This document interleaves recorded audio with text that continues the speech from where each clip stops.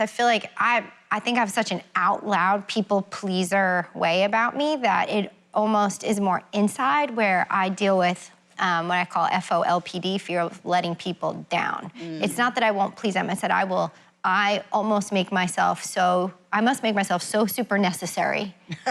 You know, like I'm the utility player here, and if I don't do this, this whole thing's everyone's gonna be let down. Like, and it's gotta be just so self-centered. I'm like, I'll just confess it. Like, do I think I'm that necessary?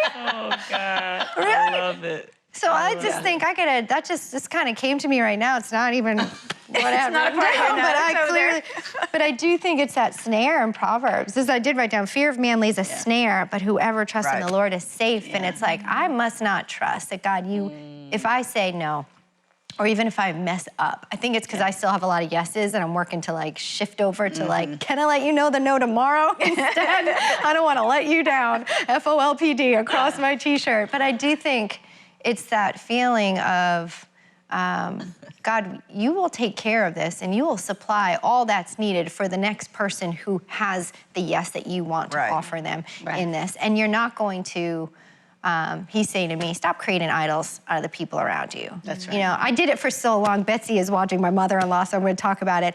I could have had a sweet spot of 5 years, I think, with her, where I was so intent on not letting my mother-in-law down that I didn't approach her without fear of like, I wanted to prove to her all the time that I was this amazing wife to Tim, that she loved on him so well, that he was gonna be in the best hands. And I, in my most like confessed version, I think God has multiplied those minutes so well since the day I decided to not idolize her, but just hug her as my sister in Christ who raised the man of my dreams.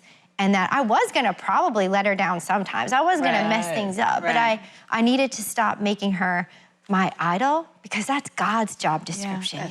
He is sovereign, he's over everything. And there's nothing I can do to get out of his love, like nothing. But I was giving her that position, and it has been so much more sweet. And I think that so many women struggle with that because they place this woman that they just love and honor where they're not supposed to be. And she birthed the man of my dreams, raised him to love me so well. And I idolized her for that, but that's not what God was asking me to do. So I operated in this fear of letting her down for so many years. And now our relationship is so sweet because I'm like, I'm not idolizing you anymore. I'm actually not afraid to let you down. I don't want to, I want to honor you, but Betsy and I have this sweet relationship now. We're sisters. Well, it's interesting that you almost came all the way back to what Joyce started with, talking about the woman who was the gatekeeper at the church when you were younger and how you just did everything you could. And when both of y'all were talking, I thought, it reminds me of 1 Thessalonians, you know, where Paul says, but just as we have been approved by God to be entrusted with the gospel, so we speak not to please man, but to please God, who tests our hearts, for we never came with words of flattery. And I used to love the second part of that verse because it says that we loved you as a mother loves her children.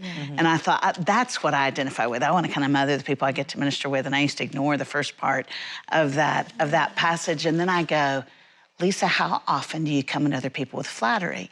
And I've started checking myself, because if I'm flattering, I'm usually trying to grease the skids, to make them like me, to get something. Encouragement and flattery feel totally different. Encouragement comes from a heart that I find my identity and contentment in Christ.